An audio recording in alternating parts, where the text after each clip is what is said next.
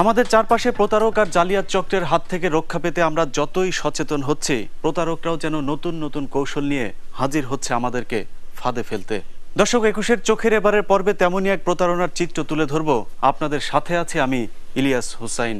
অনুসন্ধানে সহায়তা করেছেন হাসান মিজবা এবং বগুড়া প্রতিনিধি আবুল কালাম আজাদ।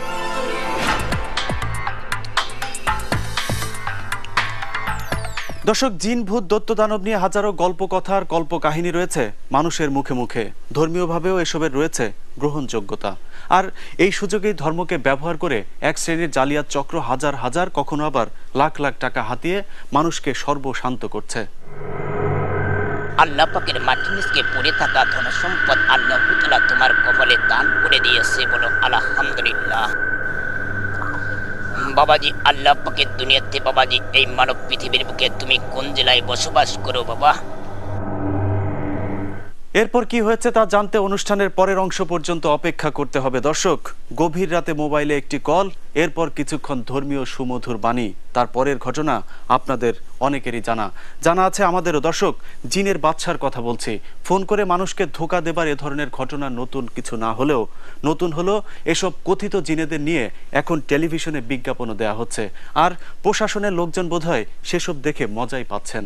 আধ্যাত্মিক তান্ত্রিক জগতের অন্যতম শাস্ত্রীয় সাধক শাহ দবির চিশতির তেলেসমাতি জিন সাধনায় আপনার জীবনে যে কোনো জটিল ও কঠিন সমস্যাগুলো। আপনি কি লটারিতে বিজয়ী হতে চান? আজই সরাসরি মোবাইল করে গোপন নাম্বার জেনে নিন। এসব আজগুবি বিজ্ঞাপন চিত্র টেলিভিশনে দেখার পর অনেকেই হয়তো নিজেদের কঠিন সমস্যার সহজ উপায় খুঁজতে স্ক্রিনে দেখানো নম্বরে ফোন করেছেন। তারপরের তিক্ত অভিজ্ঞতা যে কারোর জন্যই বিব্রতকর।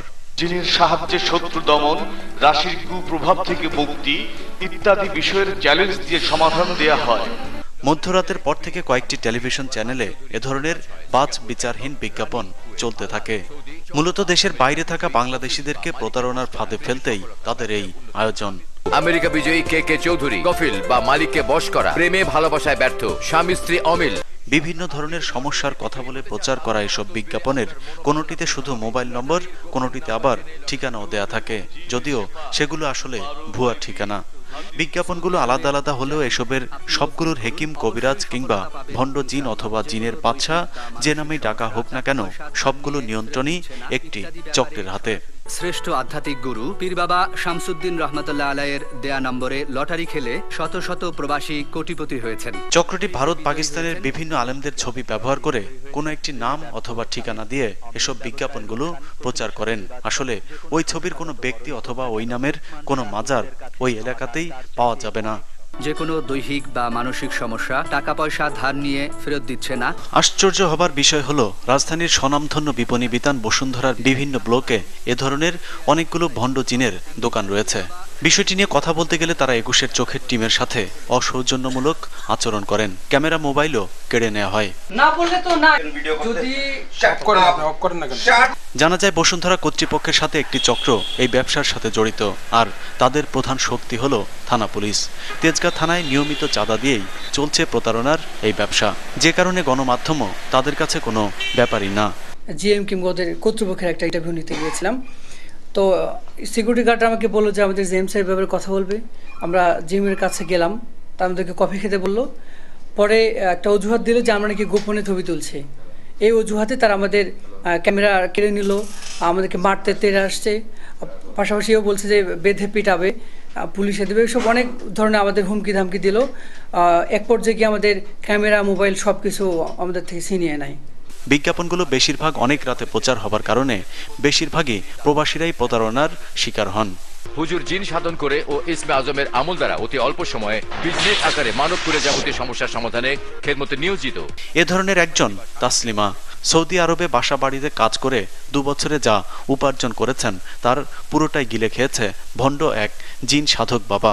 কি বলেন? মানে কইছে যে কোরআন শিব দিব মসজিদে, তারপরে এতিমখানা খাওয়াইবো, তারপরে অনেক এডি বলছে আবার কি জায়নামাজ কিনবো, তারপরে এরকম করম কইরা কইরা কথা নিতেছে। কইছে আর কি যে হেগো নাকি জিন নাকি পারলে হেগো বুক দিতে হইব, এসবটা কইয়া কইয়া নিচ্ছে আর কি। আচ্ছা, কত টাকা দিয়ে? পরে টাকা দিয়েছি 2.5 লাখ টাকা পরে আসছে। আরো কতবারে দিচ্ছেন? মানে হিসাব করলে বলুন যে কত টাকা আরো বেশি হইব মনে আর কি। হ্যাঁ, কতবারে দিয়েছেন এই টাকাটা?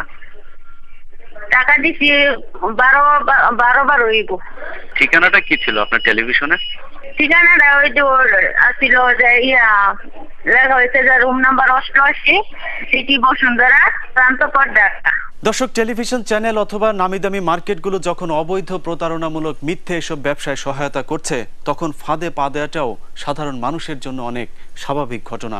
এত কিছুর পরও এসব ব্যবসায়ীরা যদি জেগে থেকেও ঘুমানোর ভান করেন, তাহলে সাধারণ মানুষকে বিপদ থেকে কে রক্ষা করবে, সেটা বিরাট বড় এক জিজ্ঞাসা চিহ্ন। হ্যালো, আসসালামু আলাইকুম। কে পীর বাবা? বাবা আল্লাহর নেক বান্দা হাসলে হেনানুত খাজা বাবা তরিকাতে নূরে আম্বিয়ান, কোন নাদান বান্দা ফোন করেছিস বল বাবা। আপনার ওই দিন ফোন দিয়েছিলেন, আপনি বলছেন 10,100 টাকা দিতে বিদেশ নিয়ে যাওয়ার ব্যাপারে একটা কথা বলছিলাম। আবার চরণ মোবারকে তোকে বিদেশ ভ্রমণের সুযোগ করে দিবে বাবা। এখন কি আপনার এখানে আসবো? তাহলে বাবার একটা কুদরতি নাম্বার আছে বাবা, ওই নাম্বারে তুই বিকাশ করে 10,001 টাকা আগামীকাল সকাল 10টার ভিতরে পাঠাতে পারবি না বাবা? আমার মা আসবে, আইসা আর কি ইয়া করবে, এই জন্য আমার এইভাবে দিতেছে না। আরে বাবা, তোর মাকে আনতে হবে না, তুই এই টাকাটা বাবার উপরে বিশ্বাস করে 10,001 টাকা বিকাশ নাম্বারে পাঠিয়ে দে। ইনশাআল্লাহ বাবা তোর বিদেশ ভ্রমণ নিশ্চিত হবে বাবা। প্রতারণার শিকার আরেকজন আনিস মিয়া। কেয়ারটেকার হিসেবে মোহাম্মদপুরের একটি বাসায় কাজ করে সে। বিদেশ যাবার ইচ্ছে দীর্ঘদিনের, স্বাদ আছে সাধ্য নেই। বেলাল হোসেন ঠাকুরমার কালীসাধন তদবিরে গত 31/3/2013 মালয়েশিয়ায় লটারিতে বিজয়ী। বিদেশ যাবার অর্থ জোগাড় করতে না পেরে শেষমেশ টেলিভিশন বিজ্ঞাপনে দেখা বাবার উপরই ভরসা করেন। বাবা তুই মানিকগঞ্জ ডিসকাতে তুলে আবার শরীফে চলে আয় বাবা। ও মানিকগঞ্জ হরিদাপুর সিদ্রিয়া দরবারের কাছে। তুই ফোন দাও মাত্র বাবার কাছে চলে আসবে বাবা। আনিসকে নিয়ে আমরা মানিকগঞ্জে যেতে থাকি, উদ্দেশ্য বাবার মাজার।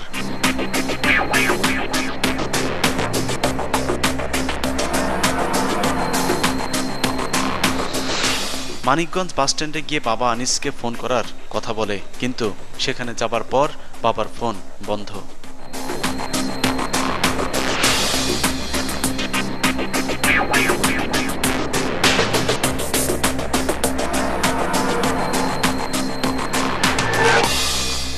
পরে বাবার দেয়া ঠিকানা অনুযায়ী ঝিটকা মাজারে গেলেও সেখানে গিয়ে হাসনে হেলানুত খাজা বাবার তরিকতে নূরে আম্বিয়া নামে কাউকে পাওয়া যায়নি। আপনারা কি টেলিভিশনে কোনো অ্যাড দিয়েছেন যে জিন সাধক বা মানুষের যত ধরনের সমস্যা আছে সেই সমস্যাগুলো সমাধান করবে, এরকম কোনো অ্যাড দিয়েছেন টিভিতে? না, কখনোই না। দর্শক, মানিকগঞ্জে আমরা যখন নূরে আম্বিয়াকে খুঁজে ফিরছিলাম, ঠিক তখনই 21 চোখের আরেক দল মুন্সিগঞ্জে অন্ধ বাবার দরবারের সন্ধানে। কিন্তু সেখানেও বিজ্ঞাপনে দেখানো অন্ধ বাবা নামে কোনো ব্যক্তি বা মাজারের অস্তিত্ব খুঁজে পাইনি। ওই যে যাত্রাবাড়ি থেকে বলছিলাম ভাইয়া, একটু বাবার লোক একটু কথা কইতাম ভাইয়া, আমার মায়ের তো মায়েরা যাইতেছে ভাইয়া। টেলিভিশনের বিজ্ঞাপনে দেওয়া ফোন নম্বরে কল করলে ভণ্ড বাবা জানান, মুন্সিগঞ্জ থানার পাশে গিয়ে যে কাউকে জিজ্ঞেস করলেই অন্ধ বাবার মাজার দেখিয়ে দেবে। আসলে পুরোটাই ধোঁকা। অন্ধ বাবার মাজার নামে কোন কিছু আছে এখানে? অন্ধ মাজার, অন্ধ বাবার মাজার না, অন্ধ বাজার মাজার নয়। মাজার না থাকলেও বাবার কাছে প্রতারিত হওয়া মানুষের অভাব ছিল না।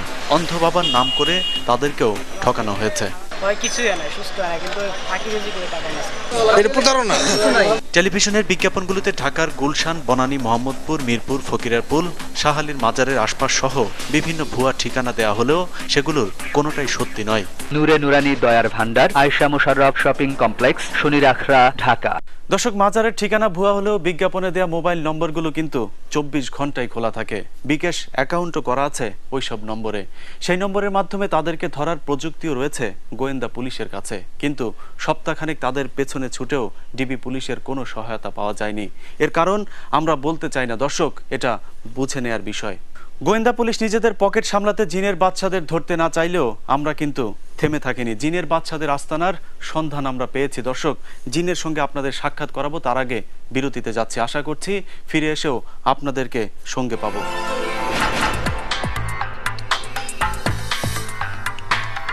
সঙ্গে থাকবার জন্য ধন্যবাদ। দর্শক, কথিত এসব জিনের বাদশাদের বিচরণ শুরু হয়েছিল বরিশালের কয়েকজন প্রতারকের হাত ধরে। এরপর তা ছড়িয়ে পড়ে গ্রাম থেকে গ্রাম, জেলা থেকে গোটা দেশ জুড়ে। বিভিন্ন এলাকা ঘুরে সেই জিনেদের এখন প্রধান আস্তানা বগুড়াতে। ঢাকা থেকে 21-এর চোখের এবারের যাত্রা বগুড়া।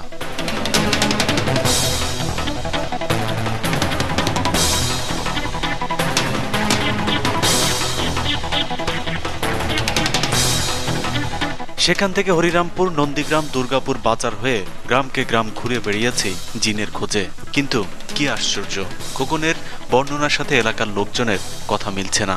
এ ধরনের কোনো ঘটনা নাকি তারা জানেনই না। এটা তো বলতে পারিনি, আমার কথা কয় না, তা তো জানি না ভাই। যারা ব্যবসা করে তারাই এর সাথে ভালো বলতে পারে।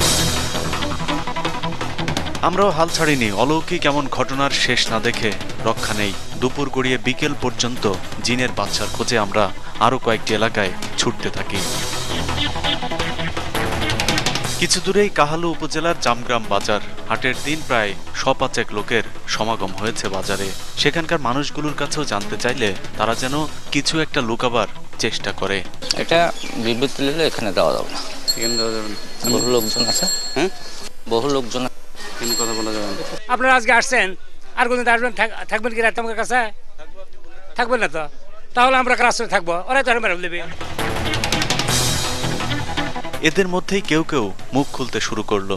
22,000 মারতেছে, 22,000 এই মোবাইলে। 22,000 টাকা দাও ঈদের 2 দিন আগে, তখন ওই মেলা টাকা হিচ্ছে বাবা। আমি গরিব মানুষ, ভিটা আমার 100 গেছে। একটা দিয়েছি 5,000, একটা 10,000, একটা দিয়েছি 7,000। ফেরত পাইছেন কত টাকা? 1 টাকাও ফেরত পাই নাই। আর দিবেন না? আরো দিমু। প্রথম অবস্থায় মনে করেন যে রং নাম্বারে ফোন দেয়া, মানে সম্পর্ক তৈরি করে তাদেরকে এখানে মানে প্রলোভন দেখে নিয়ে আসে আর কি। নিয়ে আসার পর ওই টাকা পয়সার কেটে টেটে নিয়ে মনে করেন দিয়ে পাঠায়। এর সাথে তো থানার লোকজনও জড়িত, থানার লোক একেবারে পুরো জড়িত। থানার লোক 1 লাখ করলে 20 লাখ 30,000 থানা ইনকেশ পড়ে। তার মানে জিনের বাচ্চাদের খোঁজ মিললে মিলতেও পারে, কিন্তু ঘটনার নেপথ্যে থেকে কারা এসব করছে তা এলাকার মানুষ জানেন না অথবা জানাতে চাইছেন না। কিন্তু জানাতে না চাইলেও এসব ঘটনা চাপা রাখা যায়নি।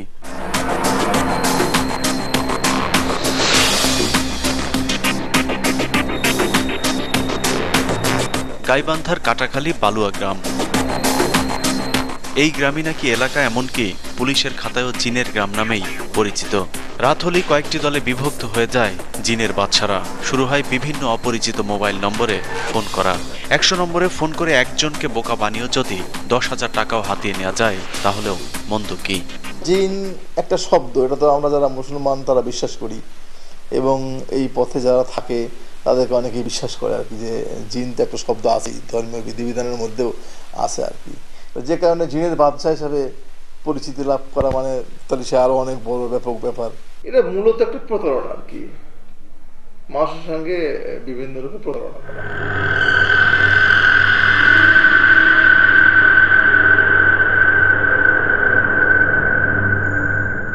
সন্ধ্যা গড়িয়ে রাত, তারপরও আজ জিনেদের ধ্যানে বসার খবর নেই। সাংবাদিক যাবার খবর শুনেই জিনের ব্যবসায় ধর্মঘট চলছে।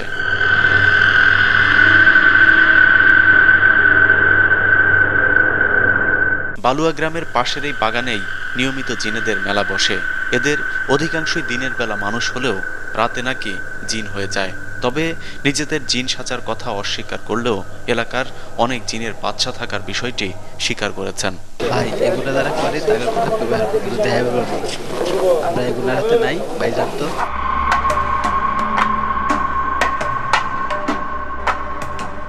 এরকম একজন জিনের বাড়িতে আমাদেরকে নিয়েও যাওয়া হয়।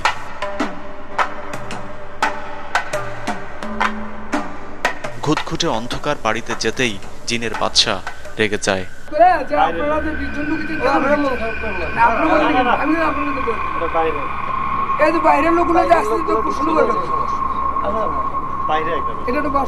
এক জিনের বাড়ি থেকে বের করে দেয়া হলেও বিভিন্নভাবে আমরা অন্য জিনেদের সন্ধান করতে থাকি।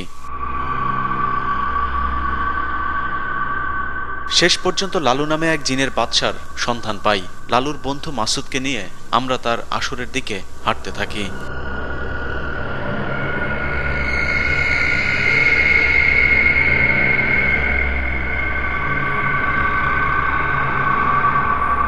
গ্রাম থেকে বন জঙ্গল পার হয়ে প্রায় 2 কিলোমিটার যাবার পর আমরা লালুর আখড়া খুঁজে পাই।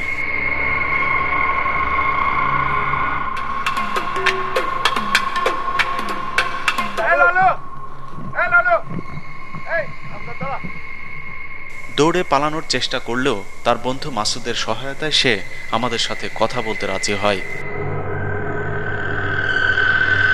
আসল নাম লালু হলেও জনে জনে তার নাম পরিবর্তন হয়ে যায়। হ্যালো বেশ বাবাজি, আসসালামু আলাইকুম। বাবাজি মহান আল্লাহ পাকের হুকুমে আল্লাহ পাকের আদেশে বাবাজি আমি দুখানা কথা কদম বলিব, যে কথা কদম শুনলে বাবাজি তোমার ভালো হবে, মঙ্গল হবে। বাবাজি দুনিয়ার বুকে শান্তি পাবি, পরকালেও শান্তি পাবি, আল্লাহ পাকের জান্নাত নসিহত করবি, বল আলহামদুলিল্লাহ। বাবাজি আল্লাহ পাকের হুকুমে আল্লাহ পাকের আদেশে আল্লাহ পাকের হুকুম হয়েছে, আল্লাহ পাকের আদেশ হয়েছে এই গভীর অজনীতে তোর সঙ্গে দুখানা কথা কদম বলার জন্য। বাবাজি আল্লাহ পাক সেই আল্লাহ পাক সৃষ্টি করেছে তোমাকে, ওই আল্লাহ পাক হুকুম করিয়েছে শবেবার রাত্রিরে বাবাজি একটি বৎসরের একটি রাত যায়, শবেবার রাত লাইলাতুল বরাত, শবেবার রাত ভাগ্য রজনীর রাত, যে রাত্রিরে বাবাজি চারখানা জিনিস নিজে হাতে লিখিত বর্ণন করে দেয় আল্লাহ পাক। বাবাজি হায়াত মৌত এজেক দৌলত, এই দৌলতের ভান্ডার থেকে আল্লাহ পাক শবেবার রাত্রিরে তোমার কপালে মাটির নিচকে 7টা হাড়ি ধন সম্পদ আল্লাহ পাক দান করে দিয়েছে, বল আলহামদুলিল্লাহ।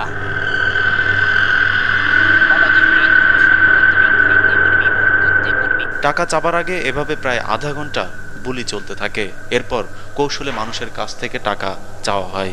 পৃথিবীর বুকে দুনিয়ার বুকে আল্লাহ পাকের একটা অলি আউলিয়ার মাজার শরীফ বাবা, পৃথিবীর বুকে দুনিয়ার বুকে এই পবিত্র মাজারকে ওসিলা করে আল্লাহ পাকের মাটির নিচকে 7টা হাড়ি ধন সম্পদ তোমার কপালে দান করে দিয়েছে। বাবাজি এই ধন সম্পদ তুমি খাইতে পারবি, ভোগ করতে পারবি আল্লাহ পাকের হুকুমে আল্লাহ পাকের আদেশে। বাবাজি তোমাকে 3খানা সত্য দুনিয়ার বুকে মেনে চলতে হবে, পালিত করতে হবে, পারবি বাবা? আলহামদুলিল্লাহ আলহামদুলিল্লাহ সুবহানাল্লাহ সুবহানাল্লাহ। বাবাজি সর্বপ্রথম তোমাকে 5 ওয়াক্ত নামাজ পড়তে হবে বাবাজি। কুল্লি নাফসুন জায়গাতুল মউত, বাবাজি এই নামাজি হবে তোমার সঙ্গে সাথী, নামাজি হবে কবরের বাতি, নামাজি হবে বেহেশতের চাবি। বাবাজি এইটুকু হবে তোমার পরকালের সম্বল, যে নামাজ ছাড়া কাল কিয়ামতের ময়দানে কখনো মুসলমান হিসেবে দাবি করতে পারবি না, সেই নামাজটুকু দুনিয়ার বুকে আদায় করতে হবে, পারবি না বাবা? 7 রাজার ধনের আশায় কেউ কেউ টাকা দিতে রাজি হলেই শুরু হয় তার কাছ থেকে বিভিন্ন অজুহাতে টাকা চাওয়া। প্রথমে টাকার অঙ্ক কিছুটা ছোট হলেও ধীরে ধীরে সেই অঙ্ক বাড়তে থাকে, কখনো আবার লাখও ছাড়িয়ে যায় টাকার পরিমাণ। হাড়ি নেচতে যাব আমরা বিধর্মীর রাজ্যে, জিনের রাজ্যে যাব, তখন মা আমরা যে জিন জাতি যাবো 21,000 জিন জাতি যাবো, এই হাড়িগুলো নেচতে এখানে খরচা হবে। এগুলো খরচা দিতে গেলে 2 লাখ কি 3 লাখ কি 5 লাখ টাকা দেওয়া অনেক। এই যে হাড়ি টাকা দেওয়ার জন্য আবারও টাকা সংগ্রহ করে না মাজারে আসে। এই লালু জিন নাকি প্রায় 40 রকমের কণ্ঠে কথা বলতে পারে। আমি মনে করেন সর্বপ্রথম বলি বেশ বাবা, আসসালামু আলাইকুম ওয়া রাহমাতুল্লাহি ওয়া বারাকাতুহু। তারপরে যখন হয়তো আমার স্ত্রী মার সঙ্গে কথা বলি, আমি বাবা আমার স্ত্রীর সঙ্গে কথা বলি, তখন হয়তো নাক চিপে ধরে আমরা এইভাবে বলি, বেশ মা আসসালামু আলাইকুম মা, আল্লাহ তুমি ভালো করবে মা, তোর যেগুলো স্বর্ণ অলংকার আছে মা তোর বাবার হাতায় দিয়ে দি মা, এবার কথা বলি। এমনও হয় আমাদের মধ্যে যে আমাদের বাদশাহ হুজুর কথা বলবে, তখন আমরা বাদশাহ হুজুর কই পাবো, তখন নিজেই আবারও বলি বেশ বাবা আসসালামু আলাইকুম বাবা, আল্লাহ তোকে ভালো করবে বলু ভাই, বুঝেছো? এভাবে কথা বলি, মানে বিভিন্ন কণ্ঠ দিয়ে, বাদশাহ বাবার কণ্ঠ।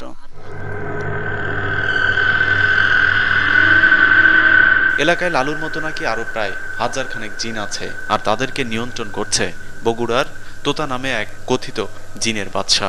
আপনাদের দলের মূল হোতা কে? তোতা মিয়া, বগুড়া। কোথায় থাকে? বগুড়ায় থাকে। জি। ওনার কাজটা কি? ওনার কাজ আমাদেরকে কোথাও আটকা খেলে ধরে নেশা, মানে জামিন দিয়ে নেশা, কোনো পুলিশের হাতে যদি আমরা আটকা খাই সে জামিন দিয়ে নেশা, আমাদের এই সহযোগিতা করে। দর্শক, কে এই তোতা? নিশ্চয়ই মনে আছে বিরতির পরপর আপনাদেরকে বগুড়ার জামগ্রামে নিয়ে গিয়েছিলাম, কিন্তু সেখানে জিনের বাদশাকে আমরা খুঁজে পাইনি। লালুর বক্তব্য যদি সত্য হয় তাহলে সেই জামগ্রামে রয়েছে জিনের বাদশাদের গডফাদার। চলুন আবারও ফিরে যাই বগুড়ার সেই জামগ্রামে।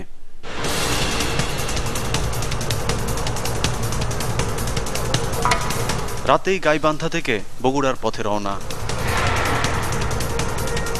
সকালে আবারও হরিরামপুরের জামগ্রাম। শেষ পর্যন্ত আমরা তোতার বাড়িও খুঁজে পাই। তোতা আমাদের দেখে ঘাবড়ে গেলেও নিজের বক্তব্যে তিনি অটল ছিলেন। এগুলো তো হয়, কিন্তু কিভাবে করে কি করে এটা আমি বলতে পারবো না। প্রসেসিংটা একটু বলেন যে কিভাবে? না এই কিভাবে করে না, এইভাবে ওরা তো আমরা জানি না এইভাবে করে। আপনি তো নাকি এই পুরো এই চক্রটা শেল্টার দিচ্ছেন আপনি? না না না না না, মিথ্যা কথা। পুরো চক্রটার তো মূল হোতাই আপনি। মিথ্যা কথা, মিথ্যা কথা। আপনি বিভিন্ন জায়গায় আপনি এগুলোকে সামলান, পুলিশ প্রশাসন তারপরে যারা আছে আরো সবাইকে আপনি নিজেই সামলান? এমন কোনো ব্যক্তিকে বলতে পারবে না তো এটা। নিজেকে নির্দোষ দাবি করলেও হঠাৎ করে আঙুল ফুলে কলাগাছ বনে যাওয়ার সন্তোষজনক কোনো উত্তর দিতে পারেনি তোতা। মাটির ঘরে ছিলেন তো আপনি কিছুদিন আগে? হ্যাঁ, মাটির ঘরে ছিলাম। মাটির ঘর থেকে দোতলা হলো কিভাবে বলেন তো একটু? পুকুর চাষ, গরু চাষ। 1 বছরে মাটির ঘর থেকে দোতলা হয়ে গেছে। কি এমন আলাউদ্দিনের জাদুর চেরাগ পেলেন তোতা? মূলত এই তোতা স্থানীয় বিএনপির রাজনীতির সঙ্গে জড়িত। এর আড়ালে তিনি জিনের বাদশাদের পুলিশ সহ সব ধরনের সমস্যার হাত থেকে রক্ষা করেন, বিনিময়ে হাতিয়ে নেন মোটা অঙ্কের টাকা। রাজনৈতিকভাবে এখন বর্তমান বিএনপি। বর্তমান, আগে কি করতেন? এখন আগেও বিএনপি। আর স্থানীয় ডিবি পুলিশের সঙ্গে লিয়াজু করেন তার ভাগ্নি জামাই জমির হোসেন। ভাইজান কি করেন? আমার বাড়ি বগুড়া। বগুড়া? এখানে কেন আসছেন? শ্বশুর বাড়িতে আসছি। শ্বশুর বাড়ি কোনটা? এটা শ্বশুর বাড়ি। হ্যাঁ। কি হয় আপনার? তোতা ভাই কি হয়? মামা শ্বশুর হয়।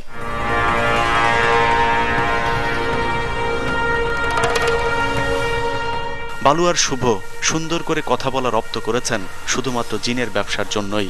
লাভজনক ব্যবসা হওয়ায় মাস্টার্স ডিগ্রি পাশ করার পরও চাকরির জন্য চেষ্টা করেননি।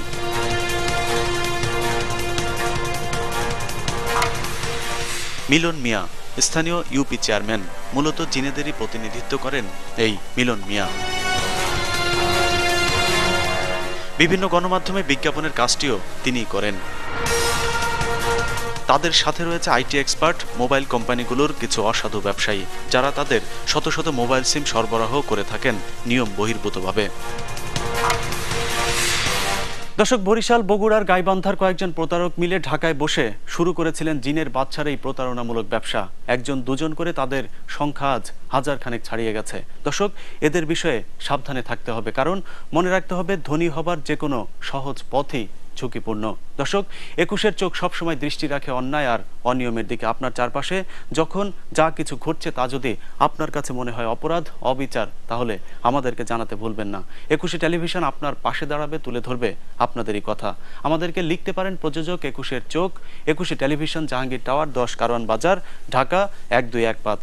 ইমেল করতে পারেন 21-tv.com এই ওয়েবসাইটে। কথা বলতে পারেন 01972-121236 এই নম্বরে। মনে রাখবেন, কাউকে হেয় প্রতিপন্ন করতে আপনি যেন ব্যবহৃত না হন।